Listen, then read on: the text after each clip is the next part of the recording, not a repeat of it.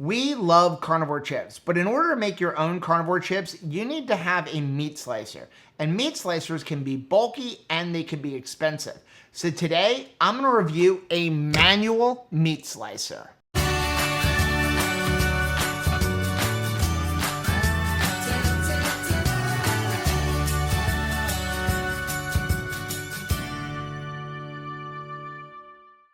Hey, what's up family? I'm Joe and I'm one half of Two Crazy Ketos. And here on Two Crazy Ketos, we do different things like recipe videos and we do product reviews. We talk about various keto topics, and every Monday we go live on Keto Beyond the Couch because life exists beyond the couch. Now you can find us on all kinds of social media like Facebook, Instagram, and Twitter. And we also have a website which is twocrazyketos.com, and that's where you're gonna find all of our different recipes. Now we do upload at least 5 new videos every single week, so make sure you subscribe to our channel and don't forget to hit that little bell button so that you are notified every time we upload a new video.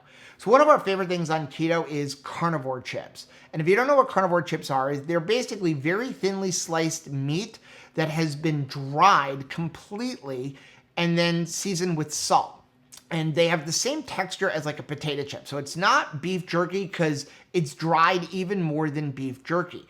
It tastes delicious. You can use it as a snack. You can use it with your meal. You can make carnivore nachos. You can use it as a potato chip and dip in things. We absolutely love them. And there are a couple of companies out there that make them, but they're very expensive. Like it works out to be somewhere around $40 for a 5-ounce bag. So a while back, we made a video on how to make your own, and it's much cheaper. Like you can get a lot of carnivore chips for that $40. But in order to make your own, you do need to have 2 things aside from the meat. You need to have a dehydrator and you need to have a meat slicer. Now dehydrators, though they can be big, they're not super expensive. You can get one for about $100. We actually have a couple of review videos on them. But the meat slicers, they can be very bulky and they can be expensive. Because if you want a good one, which you really need a good one to make your carnivore chips, you're gonna spend probably about $200 to $250 because those little at-home ones, they're not powerful enough. And so we decided that, is there another option? So I've got here a frozen meat slicer. I found this on Amazon, and the company did not send it to us. We purchased this with our own money. They don't know we're making it. We're not affiliated with them at all. There's lots of different ones out there. They're pretty much all the same, just with a different name on it. But I purchased this. It cost me $40, and we're gonna see, can you make carnivore chips with it? So this is a manual frozen meat slicer, so it doesn't take up a lot of room, and it was only $40. So when we got it, I haven't used it. I haven't done anything with it other than there was a blue protective film on it that I removed, and then I cleaned it in case there was any kind of machine oil or anything on there. I will tell you right off the bat a couple things that I've noticed just in getting this ready, and that is it has these feet on the bottom, these suction cup feet, so that when you put it down, it doesn't move. And it really doesn't move. Like that's a good thing. So it's gonna stay in place while you're trying to slice your meat. One thing I will say is it also came with like this holder to hold your meat in place because you're gonna be dealing with frozen meat and you don't want your hands to get super cold. So this will hold your meat in place. So like I said, it came with this protective film. In order to get it off, I had to take everything apart.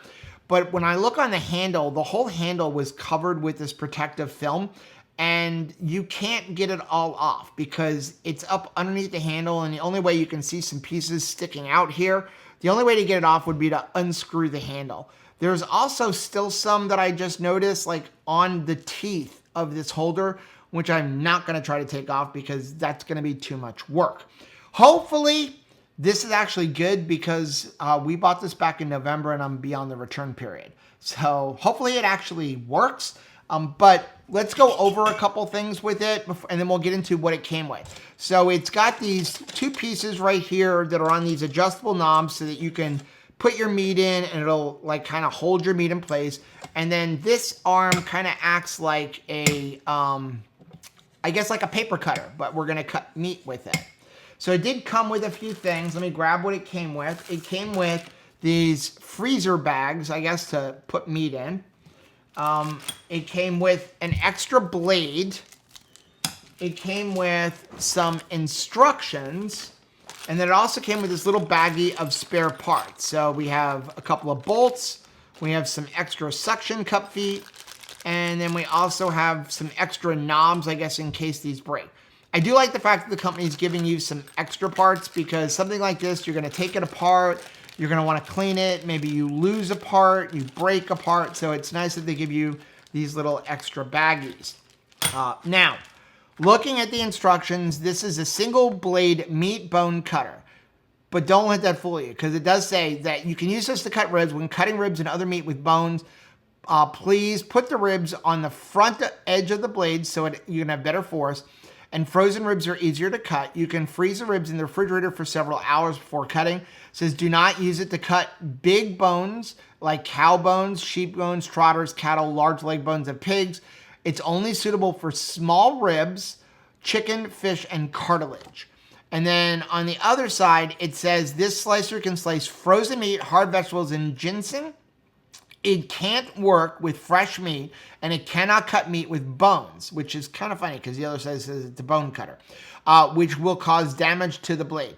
Do not try to slice fresh meat, meaning not frozen, meat with bones, fruit with seeds. So, okay, here's the thing is like, you're going to get a better quality cut if you have a slicer that can cut frozen meat, because when you want to make the carnivore chips, you want the meat to be about 1 millimeter or 2 millimeters thick. You don't want it to be very thick, and it's going to be easier to work with frozen meat than fresh meat, because fresh meat's going to squish when you try to cut it.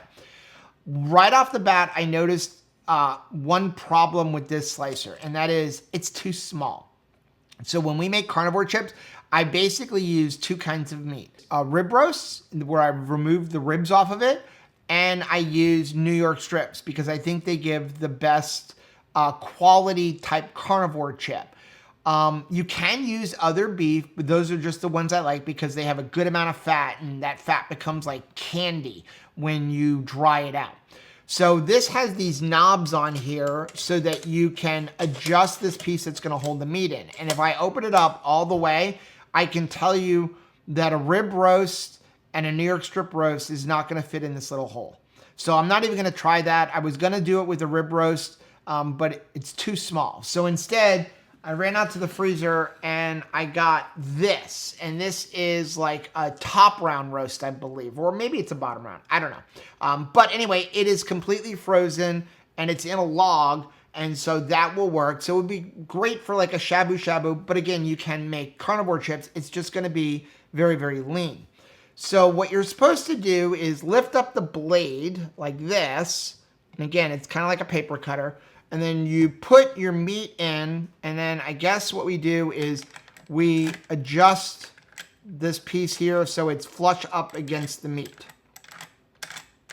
This meat is cold. I can see why they're giving you a grabber, because like if you put your hand on this meat all the time, ooh, I don't like that. If you put your hand on the meat all the time, you're going to get like frostbite in your fingers. Okay, so here's another issue that I'm finding with this. We're going to take this off for a second. We've got it in the right spot. We're going to close this up. So you have this knob here that you have to tighten down, but there's a bolt underneath. Let me see if I can take one of these bolts off. So there's this bolt underneath. Here you have a bolt. Well, the bolt is just kind of coming up through the top, but there's nothing holding it in on the bottom. And there's no way for me to really give you a camera angle of it.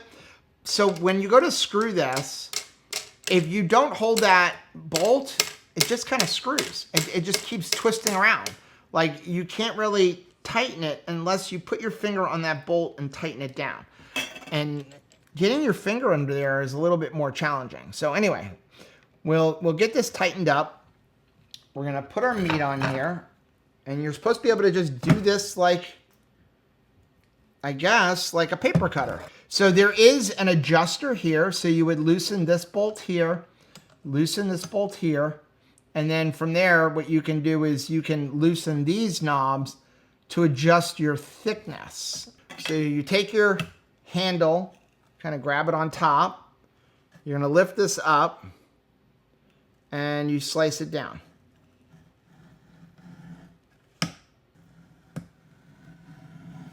Okay, so it does slice the meat, even though this is rock solid frozen.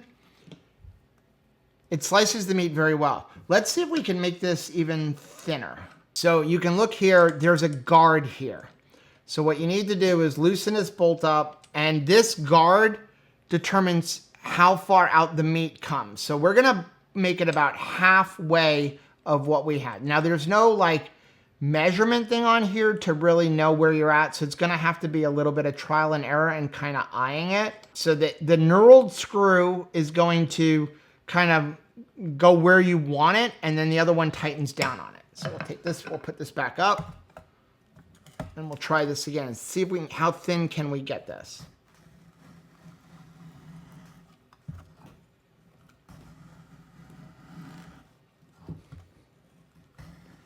I probably should have had Rachel here to see, like, can, like, she do it? Like, you know, like, do you need a lot of strength? But I can tell you, I'm not putting a lot of effort into this, and it is slicing through very, very quickly. And yeah, so this is really the thickness that you want for your carnivore chips. This is actually a perfect thickness.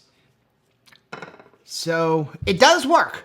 I will say that it works. Now, I'm seeing a couple of issues.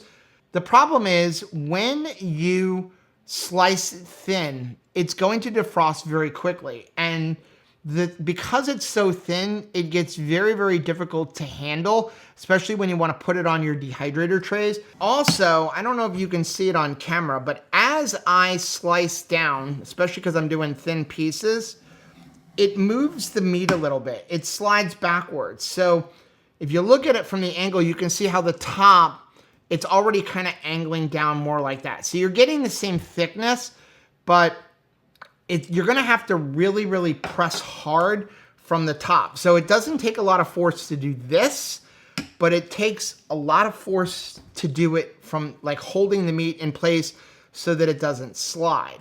So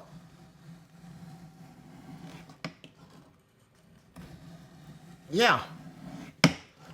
So it does work. I'm gonna tell you, like looking at it, it's gonna be very easy to clean, because to clean this, all we have to do is undo these knobs, and then you can wash it and wipe it down. The only thing that I'm concerned about is there is no protection on this blade. So you can see the blade is there. What I would do if you're gonna get this machine is like loosen these knobs up even more and basically take these knurled nuts and put them all the way in so that now, like, my finger can't really get to that blade. Because I'm gonna tell you this, as I was taking it apart, I sliced my finger. So, because when it came, the blade was far away, and it is very, very, very sharp. And let's take a piece of paper.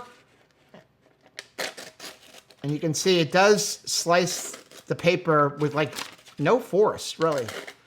It does slice the paper pretty well.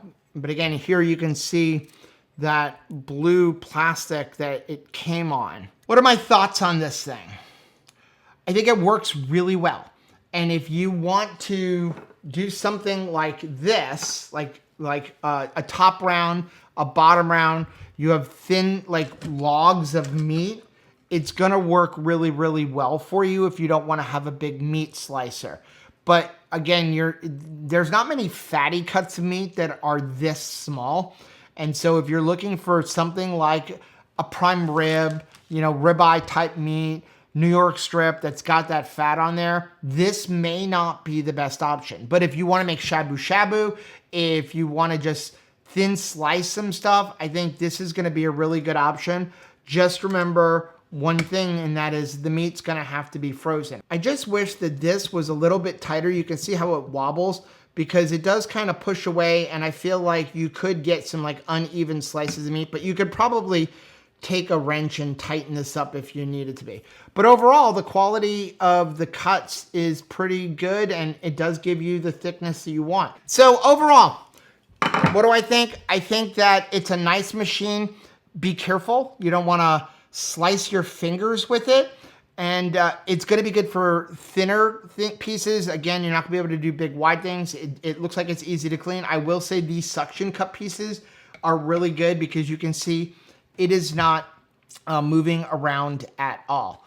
And again, for $40, if maybe you don't want to have a big giant meat slicer and you like having things like top round and stuff like that, this might be a really, really good option. I will leave a link for the one I purchased down below. Like I said, when I was going through Amazon, there's probably 20 different ones. They all look identical.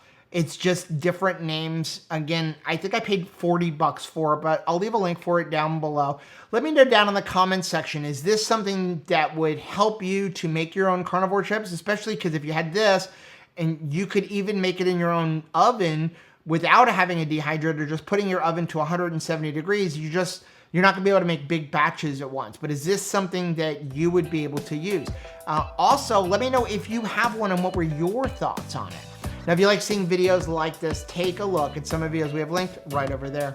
Also, make sure you check out the most recent video I'm gonna put right over here.